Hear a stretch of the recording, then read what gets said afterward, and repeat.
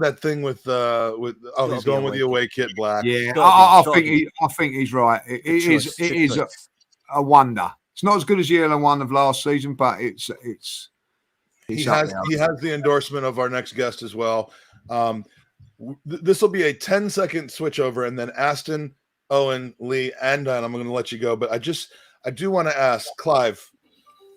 Lee has a question for you. Hey, hello, Clive. How are you? Have you got any bread rolls there? Have you got any bread rolls there? Why? Oh yeah, sorry. well, actually, you ate them all. So there are no more I'm bread sitting rolls. there. I mean, I know I could do with missing a few bread rolls, but flipping Lee, you're taking a mick. No. I abused the system that day, didn't I? I abused the system.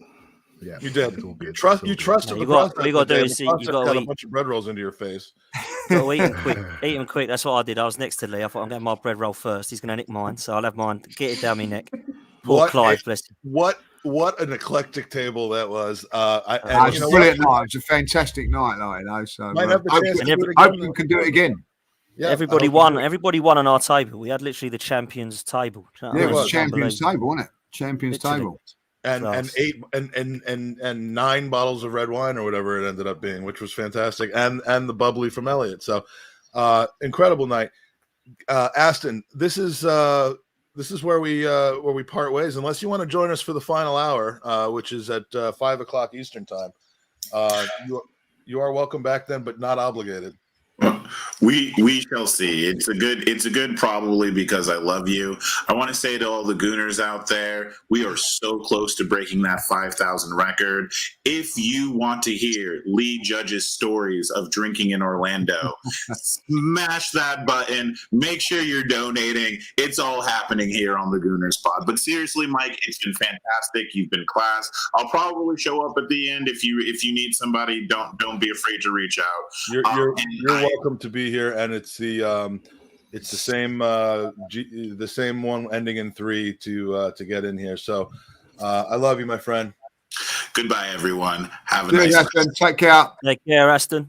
And Eoin, same thing. We have Jared getting ready to take your place. Eoin, I'm not going to say any of that nice shit. I'll see you later. We'll see you back at 8:30 p.m. All right, take it easy, son of a bitch. Later, Eoin. And Dan, always good to see you. Thanks for popping in. I know you had a busy day today, so appreciate it. I thought Dan was staying. I was getting ready for him. I put my shin pads on. Everything. You can't see them, but I've got them on. That's Dan. It's just this. We after years and years and years, we finally have Clive on the podcast for his duck breaking appearance. I didn't want to dilute it at all, but I forgot that the familiarity and the whole table here. So okay. I don't know. I didn't know what to expect, so I'm just come on, and it was fantastic. Pleasantly surprised when he saw me. That's what it is. No. I saw this laughter. I thought, crikey, I'm a bit serious for this group, so I need to lighten up a little bit. Yeah, that's the last thing we have to worry about in this group. So Clive, how is your day going? Your week going? It's so nice to finally have you here on the pod. Yeah, it's all good. I mean, it's a good time to be an Arsenal fan at the moment, isn't it?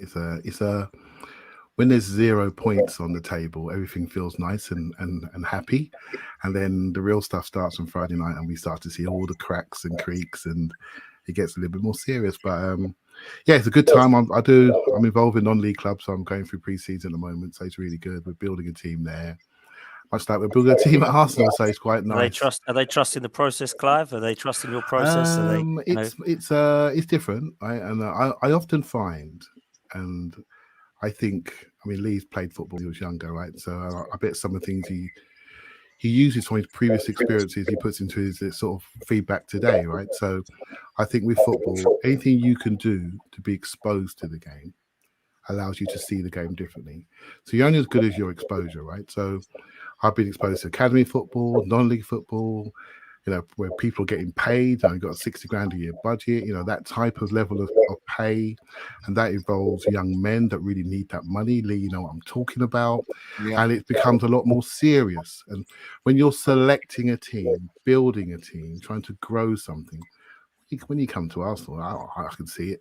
It's clear as day, So it's your exposure different exposure really allows you to get close to the game, allows you to see the game differently, and that's how I do it, right? That's how I do.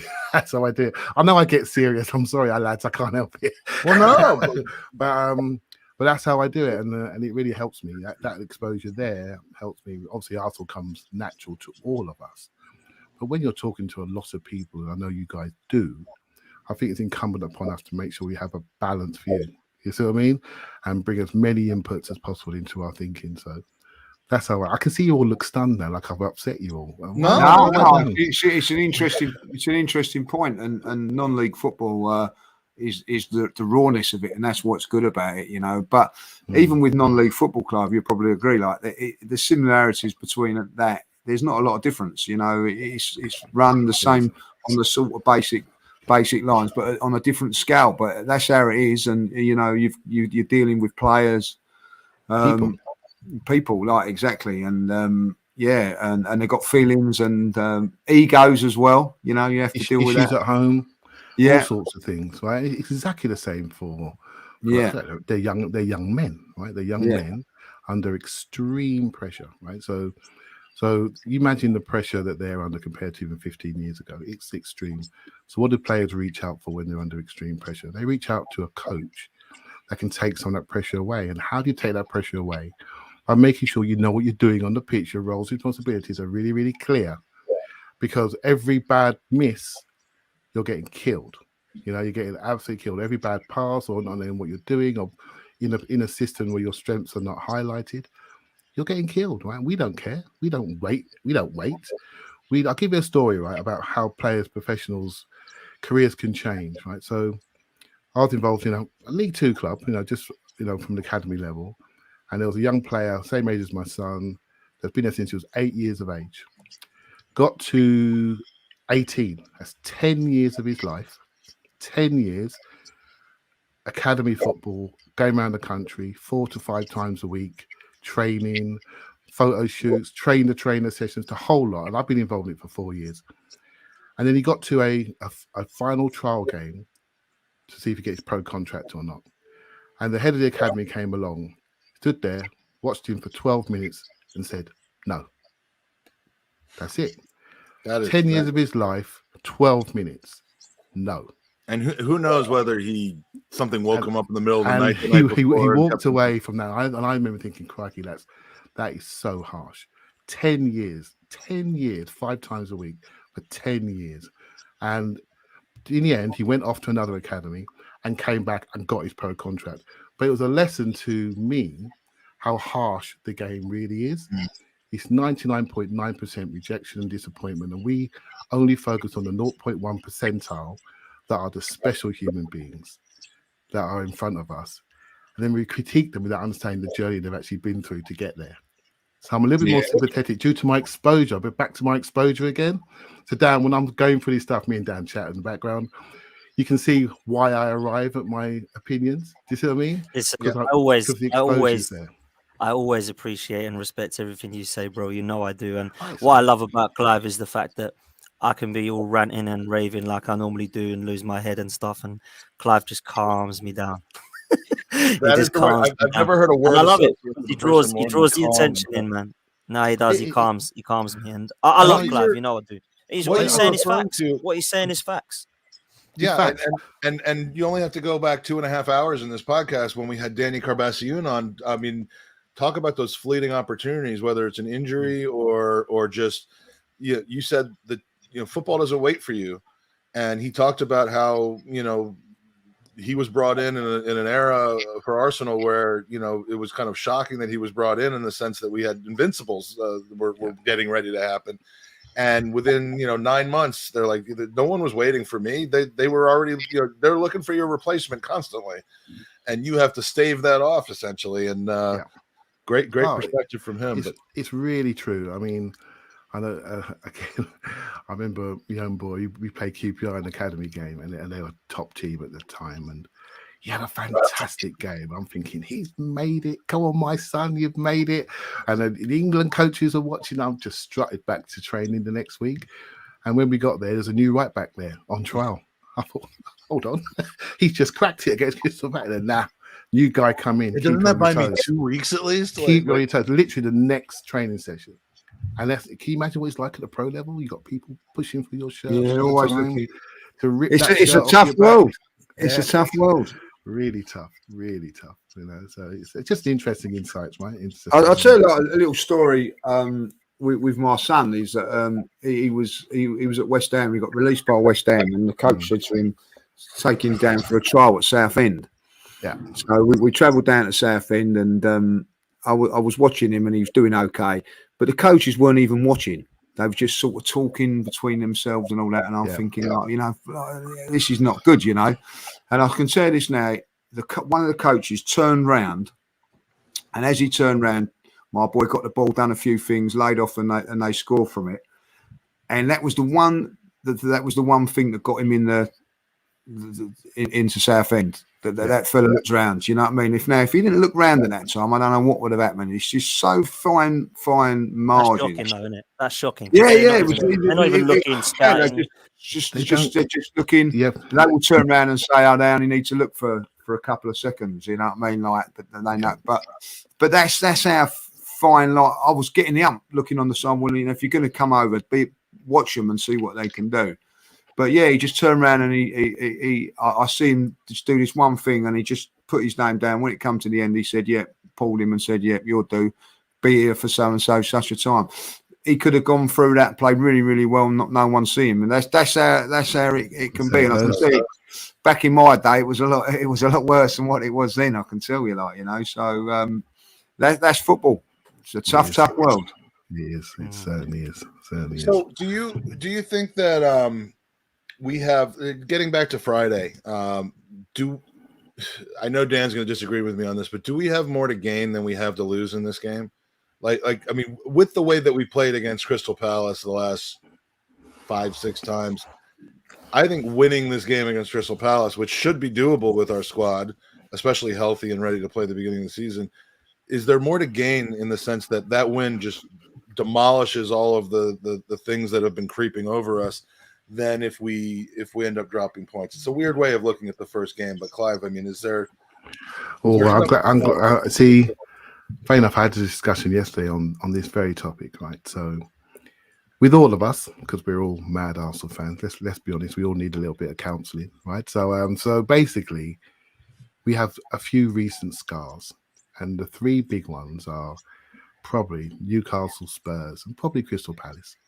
The way we were beaten in those games, we were beaten, in some cases, beaten up. You know what I mean? For Spurs, I felt we had the wrong game plan, if I'm honest with you. I felt we didn't need to win. We could have just let the game get to half time, similar to Anfield 89, and let the stress transfer to them. But we wanted to chin them, and then we got chinned. So that was that. Newcastle, we just walked into a bear pit, which was driven by the Spurs result, and we weren't able to cope with that mentally. And we saw we actually saw with our own eyes that we weren't fit in certain key positions, and we were the youngest team in the league, and we looked young that evening. We looked young. But Crystal Palace post the international break was, for me, the real eye-opener. And because they had a game plan, a pressing 10 in Conor Gallagher, and they pressed us off our boots, right? And really bullied us a little bit. And Zaha bullied Cedric on the right corner. Remember that one? Ragdolling him around and laughing at the crowd. And these things send messages, right? So I actually think, and I don't often say this because I always think the season is 38 long and we can take our time to start. But I think it's the most critical first game we've had in a long, long time. Because the games thereafter we're in a strong position for. And if we win this game in front of the national TV audience on a Friday night, which is a mirror to what happened last season on a Friday night when we kicked off the season when we weren't ready. But if we win this game, we send a huge message. We send a message that we've learned. We're here to compete. Crystal Palace are a physical team. I think they conceded the 6th or 7th least amount of goals in the league last season. They're strong. They're very strong, very physical, and they fancy themselves against Arsenal. But since then, we've added some real weight and experience. And I think we're focused and determined and have really, really prepared properly, right? So you guys are in the US. I know Lee and Mike were. And the fact there wasn't hardly any kids on that plane tells me that they were training, and they were the training games. They weren't little development games. They were bang on training games, right? And we got the top boys facing the top boys. And I thought that's going to prepare us for a very condensed start to the season where the points really matter. And given the trajectory of this season, the fact that the World Cup is upcoming as a break, this start really matters. Because let's be honest, in all our lives, we've never had a Winter World Cup. So how do we know what's going to happen after the World Cup? Great point. Yeah, we don't know. So get the points accumulated and see what happens, right? So so I think this season really has the start is really key. It really key. If we get, can I just say as well? Sorry, Clive. No, mate. I need interrupting. No, you're cool. You're cool. I have got to go in a couple of minutes. I just wanted to say this. I think one thing that my biggest frustration is with footballers or sportsmen in general is people who don't learn by their mistakes. And I truly believe last season we were underprepared going into the start of the season. And I don't see that this year. And that's what I really like, is the fact that we are not going into the start of this season with huge gaping holes in our first 11. There might be some holes in our squad still, and I think everybody could agree with that. But when you look at the first 11 against Seville and against Chelsea, they look prepared, they look ready, they look sharp, they look hungry. And that fills me with confidence, and it's very encouraging going into a team that, let's be honest, we struggled against last season. But it isn't that same team. There's Thomas Partey in it. There's no worries at left back now because Zinchenko looks good enough. We're looking up top now. There's no Lacazette standing around and causing people frustration. We've got somebody who's pressing, somebody who's hungry, somebody who knows where the goal is. And that's why I think we should be encouraged going into that. We've got William Saliba at the back, who, to be fair, has been one of our best performers in pre-season. Martin Odegaard, Saka and Martinelli have all shone in the last few weeks. So I look at this going into this game now, and people laughed at me the other day when I said our form at the moment is looking good. They said form goes out the window in pre-season. I kind of disagree, because that team is going to be the same team that plays Crystal Palace, in my opinion. I can't see many of it changing. So I believe it's a great omen going into the first few games. And like you say, Clive, that first game for me is massive because of what happens after that. Because everyone will look at the Palace one and go, potential banana slip Friday night, first game of the season, similar vibes to Brentford. I don't see it like that, because it's a completely different team that I think looks well drilled this time round. And that's going to be massive for us moving forward to what I believe is an easier run of fixtures. No game's easy, but an easier run of fixtures. So I'm expecting to have a very good start this season. I really am. I think like, one thing I think is as a fan, and Clive just mentioned it as well, was that the Spurs and Newcastle games are still back in the back of my mind, you know. And what will happen is, if you go to Crystal Palace and you get the win, it may just start. The spark from winning is almost more than the loss, and it's like kind of half what people were expecting, and they're like, you know what, we still, I think, have the team to and it's still the confidence.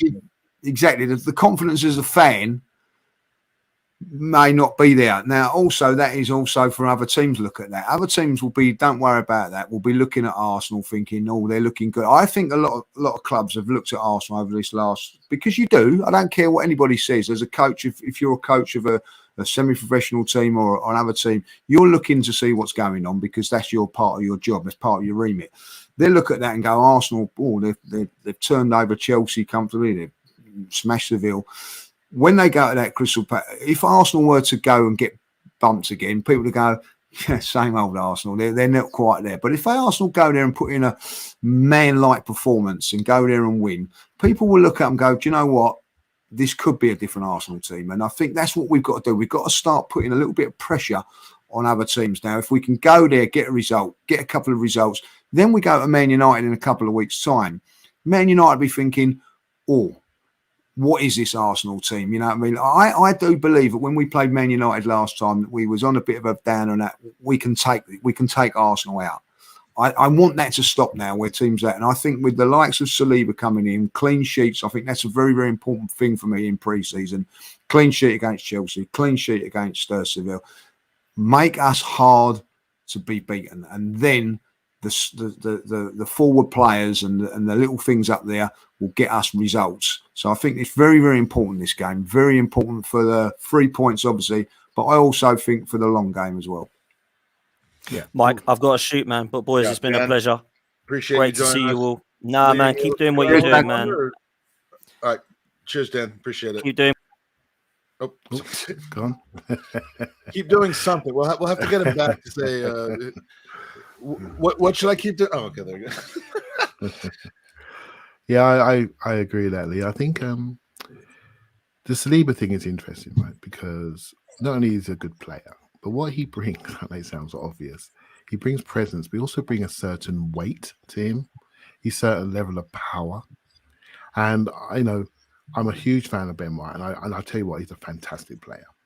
But he's a bit of a slim dude. Do you know what I mean? He's a ball player. Yeah, I agree. Totally. Yeah, and there's only a few teams that can move him around. Like Ivan Toney moved him around in the first day of the season, and to be honest, only Mateta and I think that was a lot to do with Gabriel. Remember, Gabriel was a new parent, and he played that game very much after having his first child. And Nuno came in. The two of them were on different pages, right? In that little left-hand side, you had to play Cedric, and Ben White's trying to hold it all together.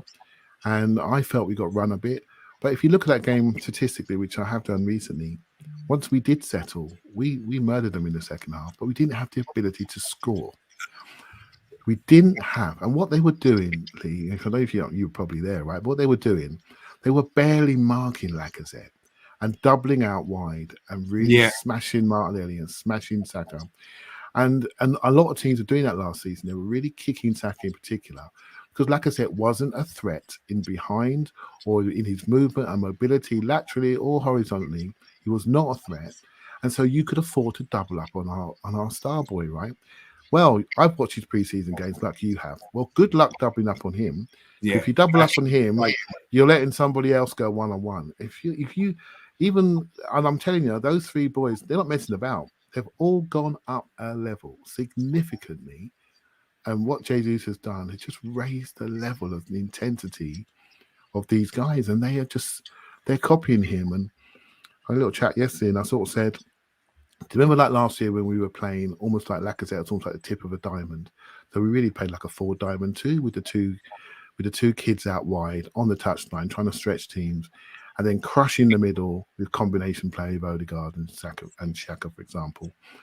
Now, I felt at the weekend, we actually had three forwards. We didn't have two wingers wide and a false nine hanging around in midfield getting a couple of burgers, right? We didn't get that.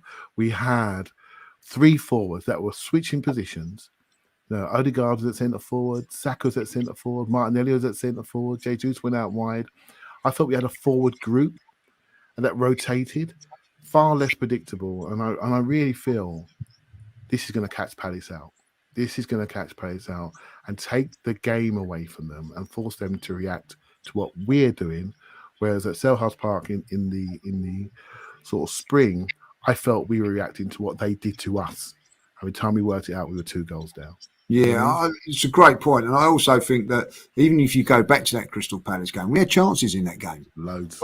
But we didn't take them. This team looks a little bit riffed. Going back onto what I see on Saturday was that, Jesus got the ball out on the left-hand side. He plays it in, takes a couple of ricochets, and he's followed it in. Now, what I would like to, he was in a position then to get the ball. If that was Lacazette, no disrespect to him, he would have been a yard off of that. He wouldn't have been there for that chance. Being kindly a yard.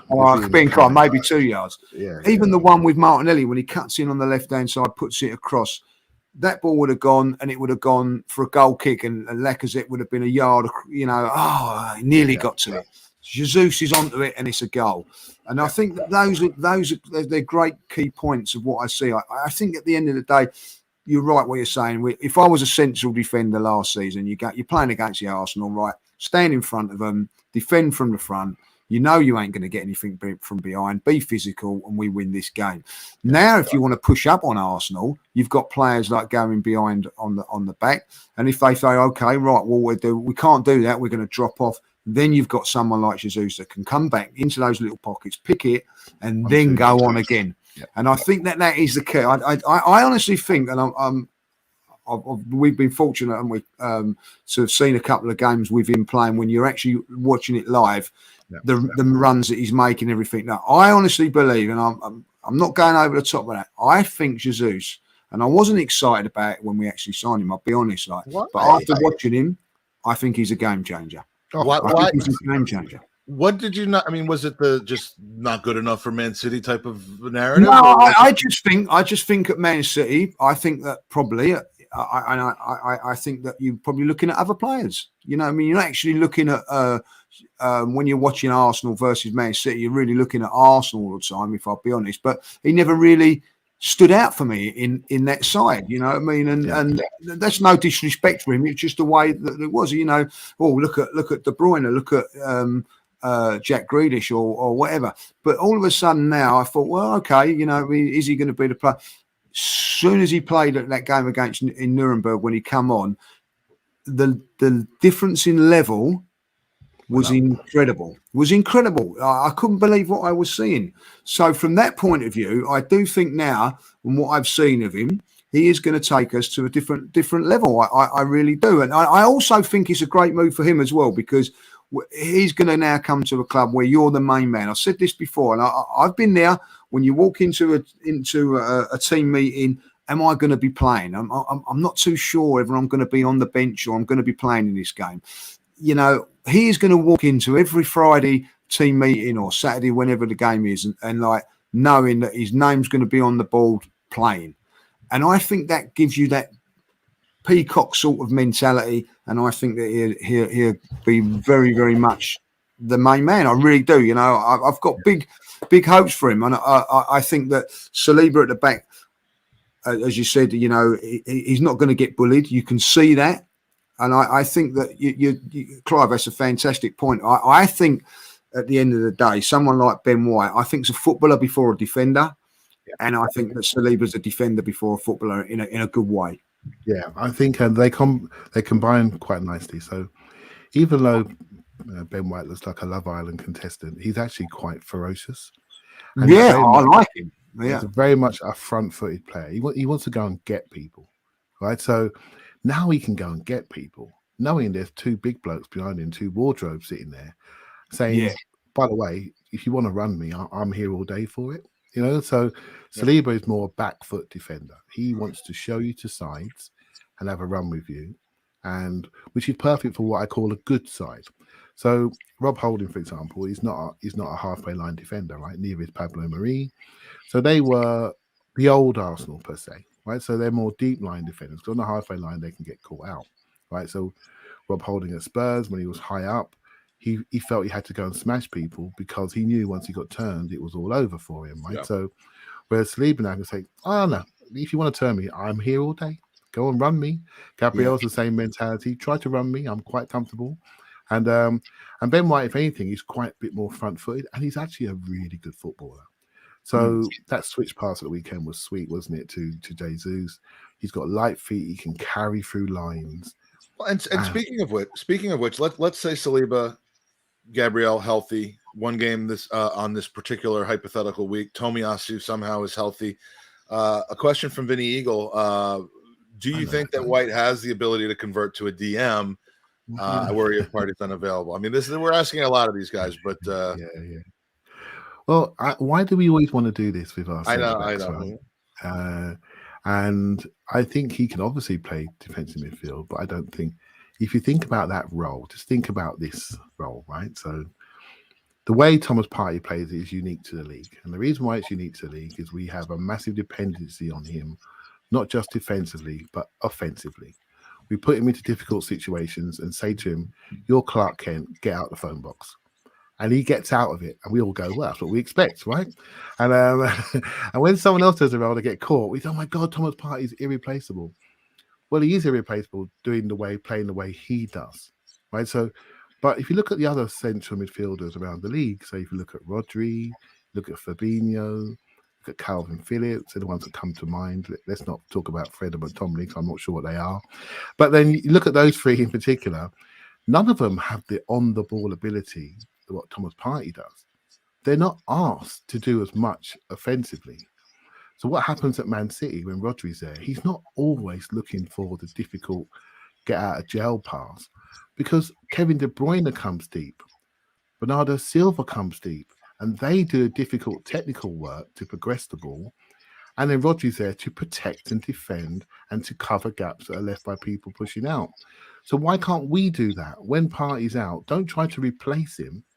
put somebody in there that plays like a Rodri, a steady Eddie, and then have Odegaard come in, Vieira come in, other players come in to progress the ball.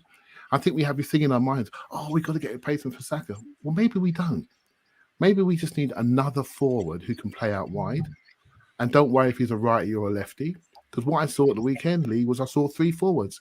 I didn't see 2 wingers all the time. I saw 3 forwards that were moving, rotating. And so the requirements have changed. And this is why I love going to pre-season, because you can learn this stuff. Do you know what I mean? The requirements, by way we've looked at the team, they have changed on us. And this is where the manager, I've got to give him credit. I've got to give him credit. Because everything I'm talking about now, I've learned through him. I've learned by the specifics by which he's brought the players, how he's positioned them, how he's changed their roles. Thomas Partey, for example, was never a lone midfielder at Atletico Madrid. He was part of a midfield 2, right-sided centre mid, double pivot, double 6. That's what he was. He was never a single 6. And we bought him and changed his game. I mean, that's not an accident. That was designed. Do you see what I mean?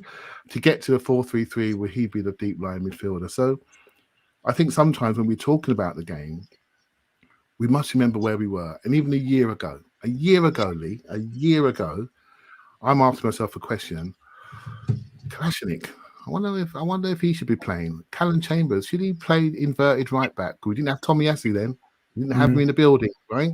Did you say Callum Chambers? Yeah, Callum Chambers. Should he be the starting right back?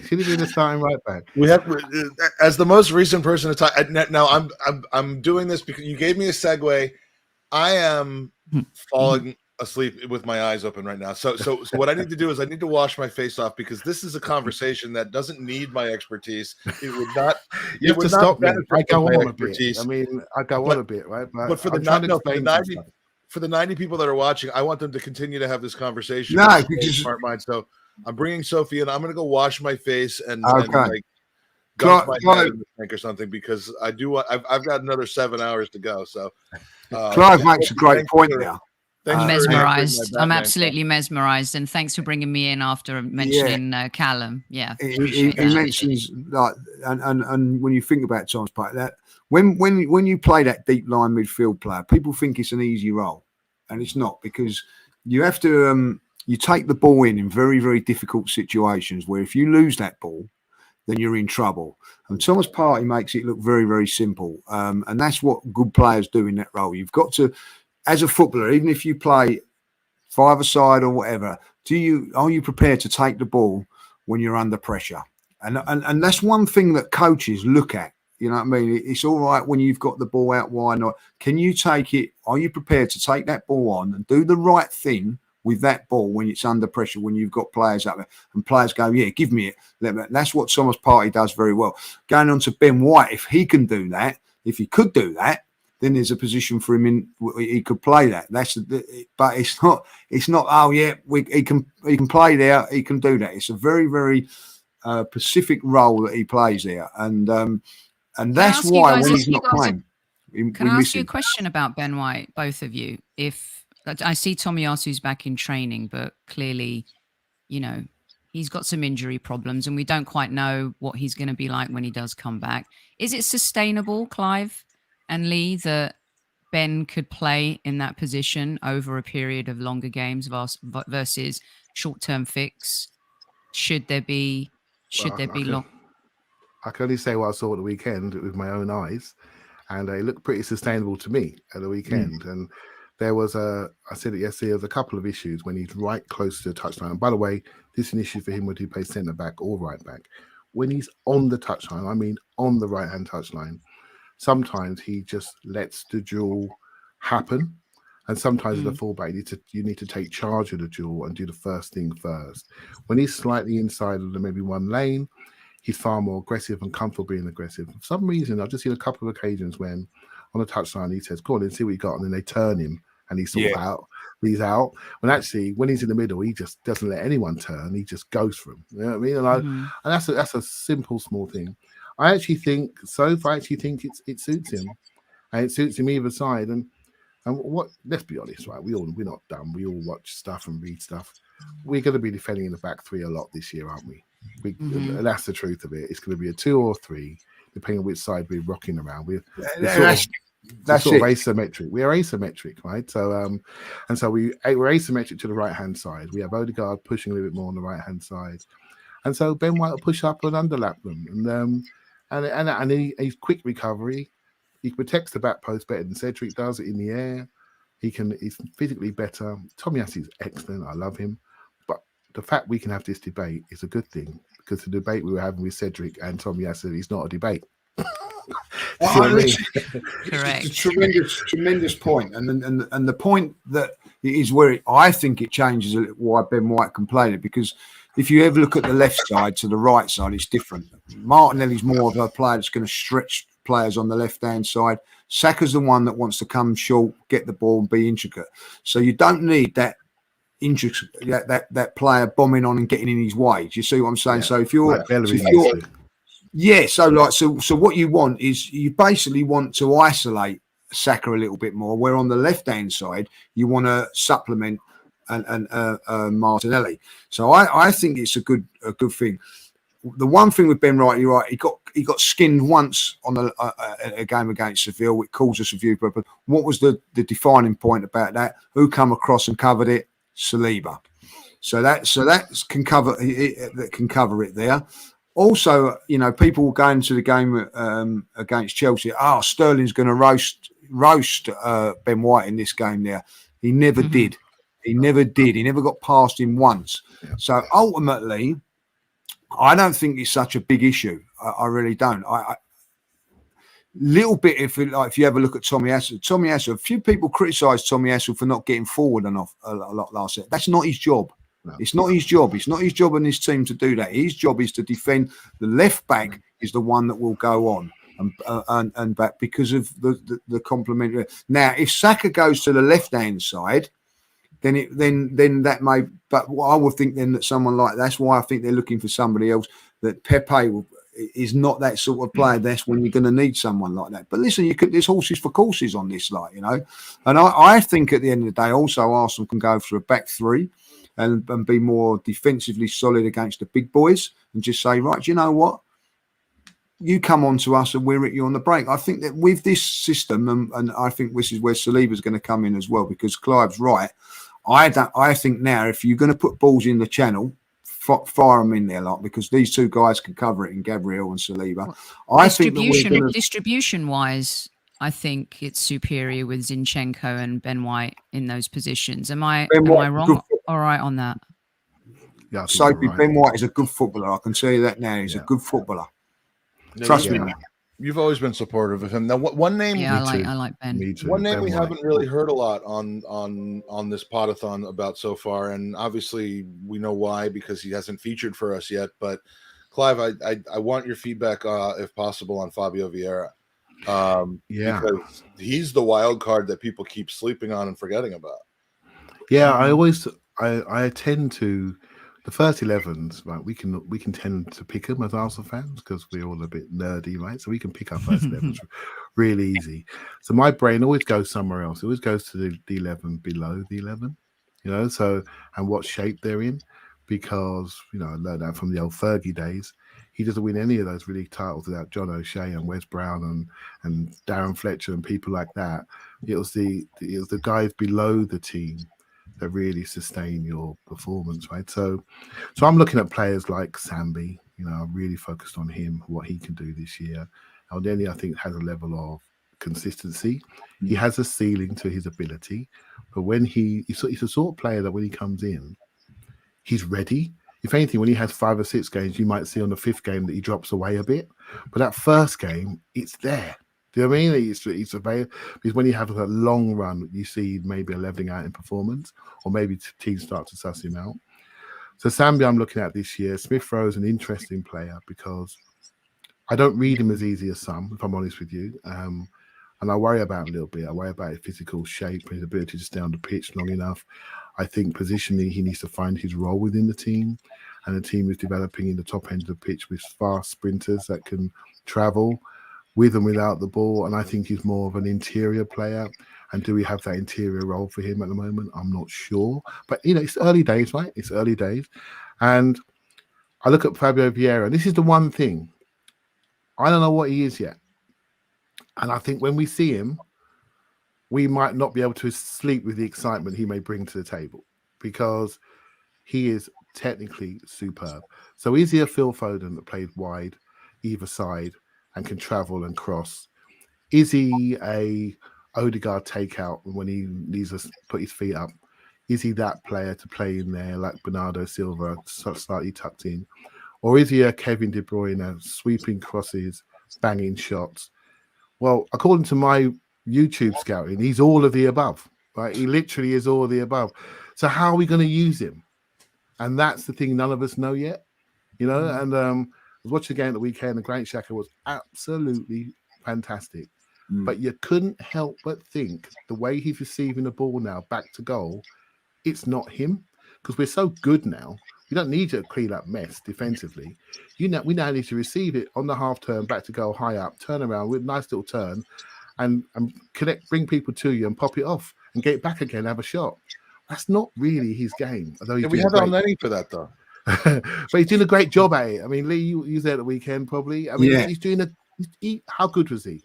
Listen, people criticise Granit Xhaka. He was superb, and he was superb against Chelsea as well. I have to say. But the one thing about Granit Xhaka, and I do agree with this, is that he gets the ball on the half turn sometimes, and that's when you need someone then to just go through the lines running with the ball. He hasn't got that to his game, so we haven't got that option. You know what I mean? He does the first bit really, really well. He's a good passer, but if we could get if Granit Xhaka could get the ball and then go 10, 15 yards through the lines, beating somebody, Arsenal would be on a different planet. That is a player that they've got to get now. I don't know if Vieira can do. I met Fabio Vieira at the weekend. One thing that he's very, very slight. He's not a big lad. He's not got the power like of a Granit Xhaka. I'm going to tell you that now. Xhaka's more of a muscular physique and things like that. So I don't know where he's going to play. My gut feeling is maybe he's going to be one of these players that's going to come off the flanks and whatever. And this is where it's a great point with what happens with Smith Rowe. I got criticised a little bit when I said when someone asked me the question, I think was who needs a really important pre-season, and I said Smith Rowe. I think he needed a really big just now on that he's still about and everything like that. He's hardly played in pre-season. Now he did train after the game on Saturday. He did train, but ultimately he needs to define a role for him in this side, because I think he has got ability. But I'm with you on this, Clive. What is his actual best position? And there's been so many players of this over the years. You know what I mean? Are they a forward? You know what I mean? Or is he a midfield player? Is he a wide player? Sometimes it can go against you if you can play 2 or 3 roles. You know what I mean? Worries me that. You know, also are these little niggly injuries of his as well. Like, do you know what I mean? He's got to get. You don't think the Europa League will kind of do what it did for him 2 seasons? I'm hoping that he will. I think that he needs to have a good Europa League season now. I think Vieira will see featuring that. Do you know when some people turn around and go about the Europa League? Listen, Harry Kane would never be who he is if it weren't for the Europa League. Because if you remember, like Salgado, they bought Salgado, he wasn't scoring, he was getting the chances in the Europa League. The Europa League can benefit a couple of our younger players and get their games under their belt and push them on there. And I think that Smith Rowe and Vieira, I think the Europa League group stage is going to be very, very important for them pushing on. You know what? I think it's one of your viewers there, Mike, Daniel Roberts, raised a very good point. Smith Rowe's best part of the season last year was probably when he was coming off the bench. It started probably around January time. Brilliant point. And he came on and just ripped these games open for us. You know, and he became a super sub. Yeah, and I think for all of us now, with the 5 sub rule, we need to change our thinking. So our natural tendency as seasoned football watchers is to pick first 11s. That's what we do. And I'm a rugby man. I always talk about starters and finishers, right? So in rugby, you have your starters, but they know they're coming off. The England women just won the Euros. Those front players, were coming off after 55, 60 minutes. They were coming off, and 2 more people were coming on. And so maybe we have to look at the game now more so not in starts, but in minutes earned over the season. How many minutes have you had? Are you getting the time on the pitch? Are you part of the group? Are you ready? There was a period last year when Lacazette got hot, like Villa away, Wolves away, Wolves at home. We had the first 11 that was quite the same for a while. And we couldn't really change it because we weren't winning games for more than one goal. And we had players who were cold. And as soon as we had injuries, those same players had to come in and they hadn't played for ages. And then we judged them based on our fears and expectations, but forgot they hadn't played since the FA Cup and Notts Forest. Do you know what I mean? And then suddenly they're thrust into major games, like Sambi, for example, thrust into a major game without Xhaka or Partey next to him. Do you know what I mean? And it's like, but we expected him to deliver. And I think it's important this year. And I think we've got more of a chance this year to keep more active players. Yeah. So when they do come into the critical games, they're more likely to be up to speed, and then we can judge them accordingly. And some of our own assessment, I felt, was a little bit unfair on certain players based on their game time and how involved they felt. And that was due to the lack of goals in games that we dominated. We couldn't make the changes we wanted to make. And the only change we could make was Rob Holding to hold on to a 1-0 or a 2-1. You know what I mean? Clive, wasn't it also a case of lack of personnel? For example, Lee was just talking about Emil, and there's a fear of the reason why I was critical of Chambers. I thought he was a talented player, but he became the jack of all trades and master of none. There's a difference between maybe being a player that can be a hybrid satellite, a specialist in various positions, versus square peg round hole, i.e. Arteta, I think, was culpable for what you're saying, playing Xhaka at left back and leaving Sambi in no man's land in midfield. And I think that's what fans want to see him avoid this season. Yeah. I think he's bought players to avoid that, if I'm honest with you, Soph. And Callum Chambers is one of my... I'm quite critical of him. And not because I've got anything against him or anything like that, but at the end of the season before, he was basically our first choice right back. And he'd earned that by coming in. Remember the West Ham away game when he was fantastic, and we come back from 3-0 down. And Odegaard gave us the best comp of performance I've ever seen. And he was in our first team. And he came back in the summer and he had a dad body on him, played crap in the first 3 games. And we had to go and buy somebody else. Now you had your chance after waiting all this time to be an inverted right back that we want. And he's played in midfield and he had some tools that were very acceptable. And he allowed himself to fall out of favour. And we're back to where we started, Lee, about young players taking opportunities. You've got to take opportunities. You have to take them when they're presented. You can't... I'm going to swear there. I never swear very much online. You can't mug yourself off, basically, by not being ready and prepared when the moment comes. Because in professional football, you get one shot. Yeah, we were just talking about how, your Man City away, behind you. When Man City away, we're doing fine for the first 3-4 minutes, cross to the back post, and he's got a rucksack on his back, can't get off the ground. They head it in, and we're 1-0 down, and it's all on. Right, so that sort of stuff that can't happen. We don't accept that anymore. Honestly, we don't. No, that's a great point. The quality of player has gone up. Yeah. So I watched Ben White in the back post on Saturday. No problem. No problem dad bod for him. No dad bod for him. Tom Yass in the back post. He's got that big mullet. Bang, it goes. Do you see what I mean? We're not accepting this anymore. And I'm back to the manager. He has now raised our own standards and expectations of what we expect in that position. We're not accepting it anymore but he's shown us it. That's what I'm trying to say to you. He has shown us it. And now we're becoming accustomed with a new level of expectation. So. Yeah. Lee made a great point on our show last night when we were doing the predictions, Clive, and he's saying that, and you guys may have touched on this before I jumped in, so please forgive me if you did, is that after the preseason and building that momentum going into Palace, you've got to capitalize on, and you've got to cash in on that. You can't afford to regress after. I don't know if we could call it regression, but we've got to get a result to make all of that count. Is kind of what you were saying yesterday, right, Lee? And getting off on that right foot. And I think it's in. I don't think the sky will be falling if we get a draw against Palace, but to start cashing the chips in on this progress, I think is really important. Yeah, well, this is what I'm saying. Like people go on about pre-season, that it's only pre-season. Last season's pre-season was poor. It was and horrific. we took it into the season. There's a reason you have pre-season. There's a reason. It is to get fit, but it is also to build momentum, build up confidence in the team, get partnerships working. That's what we've got at this moment in time. And also, I don't think it's a bad thing to get to heighten fans' expectations. For the first time in a very, very long while, I am actually looking forward to the season.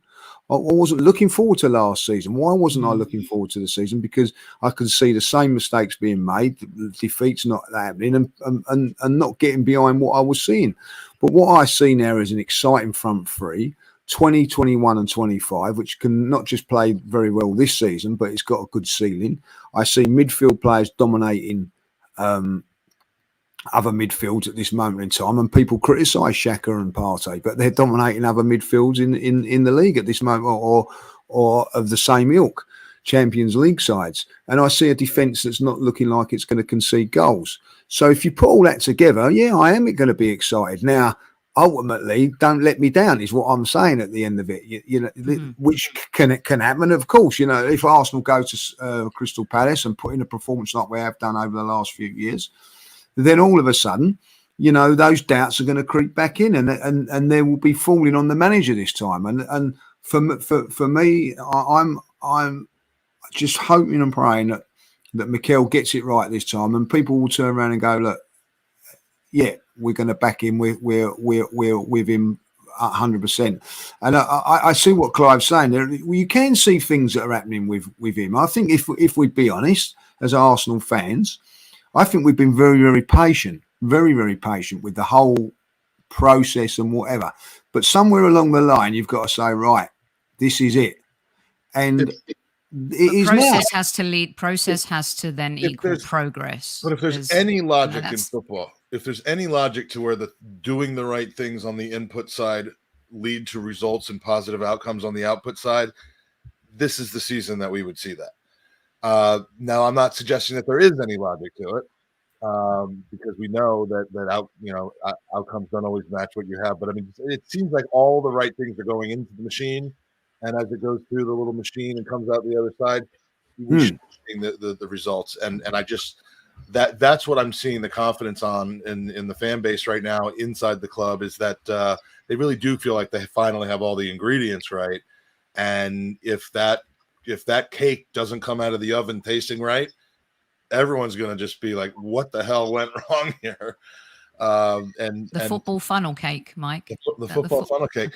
I have a shot of energy because we have, and I'm excited for who put us over the edge as well. We have, with 7 hours left in this podcast. Oh my God. No, 6 hours left in this 6 hours. Yeah, 6 hours left in this podcast. We have broken last year's record. We have crossed the $5,000 mark for the 24 hours so far, and it was Tiffany and Sean Campo that put us over the edge. So nice. So thank you guys. Appreciate it. And we are now at $5,028 raised just from this Pod-A-Thon, and we're still going. We still have a lot of really good prizes to draw, which we are going to start right now because it is now noon Eastern time and 5 p.m. UK. This prize, Clive, we're giving away one on every hour on the hour. This is for a new personalized kit of your choice. So not only are you getting to choose the black, the pink, the red with the collar, but you're also choosing a name on the back if you like. And that's a big hot button issue. Should you get a name? Should you not? Can you afford Zinchenko? Out of curiosity, who would you have on the name? If you had the choice, who would you put on the name of your shirt? See, I'm too old for a name on the shirt. I am as well, but come on, play the game. I think there's a player that represents the club and in the best way possible, and I think that's Saka, really. Yeah. So, nothing against anybody else, but if I was about 46 years younger, I would probably have him on the back. Yeah, I said I wasn't putting names on, and then the the Euros happened, and then this ended up happening. So, but to be fair, I have to be honest here. I'll give a little preview from the weekend if you don't mind. Just one little thing, and I always say this: you can't fool people. So I come in from Hitchin into Finsbury Park, right? That's my line I come into. As I got out of there at 11 o'clock at the weekend, I could not believe how many people were around, how many smiling faces were around, how many shirts were around. Lee, you know what I'm talking about. You've done these games before. And I'm telling you can't fool the punter. They were all so excited. Everybody was buzzing. And I'm just going, okay, I go to Emirates Cup all the time. I'm shocked. I'm shocked at the crowd, the diversity of the crowd, how many women and children and people from different racial backgrounds. I could not believe it. I couldn't believe it. There was hardly a seat. There were touts selling tickets for a pre-season friendly outside the Arsenal tube station. So that tells you the demand. And you can't fool people. We're all feeling something the same. Yeah. We know we need to get past Palace to really confirm those feelings. But you can't fool the punter. You can't. We know that the building blocks they're there and they're coming and they're still to arrive. You know, and it just feels very exciting at the moment. Yeah, it's a really great point, because last season, even if it doesn't start off great, maybe we can point to the fact that we got out of a hole last season with an inferior team as well. But I think fans will be less reactionary, and I was definitely a reactionary fan after the first 3 games of last season. But I think you're right. There's a swell, and I believe that swell started with the away fans last season and then the home fans. And I was saying earlier when I was on with Mike, the US tour, I think, then brought everyone even closer together, and you could feel the energy kind of from North London to all the little Islingtons here in the US. And to see what the Arsenal America group did, and all of the fans show up. And Mike was saying, like, they crossed the threshold and mentioned Tiffany's name, and how hard people work. I just wanted to bring it up because you bring up a good point in terms of the diversity, the audience, and you got Aston's story, and then you've got all of the branches, and they all do this out of the love of the club, Clive and Lee. They don't know what, nobody gets paid for it. Yeah. And it feels like there's a swell and there's a different vibe about the Arsenal, which you've both felt at the Emirates last season. Mike and I, who came in for a bunch of games, felt it, but also it traveled, and you felt it here in the summer big time. This was Saturday in the clock end up, and I hesitate to put this on while Lee's on the pod, but that's my daughter in the middle, essentially introducing 1, 2, 3, 4, 5, 6, 7, 8, 9 friends to Arsenal on what was a fantastic day for them. Absolutely loved it. And look how happy she is. And believe me, I'm happy seeing that. And it was just it felt like a special day at the Emirates Cup. I've always liked the Emirates Cup. I don't know if Clive has as well. I've always don't miss them, mate. I've never missed them. No, I've always enjoyed it, and it's a the pressure's off. You can go there and enjoy it. It's great to see families and all around there. And for me, the biggest thrill that I've had this season, or in the Arsenal life at the moment, is experience the fans in America for that tour. It was incredible. It was absolutely incredible. To experience, and it's changed my perspective of when people turn around and say, like, tourists. I'll never say that word again, because it's not. Working on you for 6 years for that. No. I mean, do you know what you go? Oh, they want the tourists over and everything like that. It's not. It was an eye opener to me. It was incredible. The passion and more importantly for me, the knowledge of Arsenal from the American fans was unbelievable. And they get it. We love our club. We love our club. It's not ours, not yours. It's all of ours. Yeah. We got to pick a winner for this shirt, and then go from strength to strength, as we have a very special guest waiting in the wings. So the winner of a new personalized kit is, assuming you haven't already won a kit, Henrik Feeder. Yes, Henrik, I believe, has won a Ruth Beck art print, but is eligible to win a kit. So, Henrik, congratulations. Well done, Henrik. Thank you for your generosity. I know you were in here earlier. I don't know if you're here now, but Henrik has won a new personalized Arsenal kit of your choice, and I will be in touch with you to get those details. Lee, we're gonna let you go.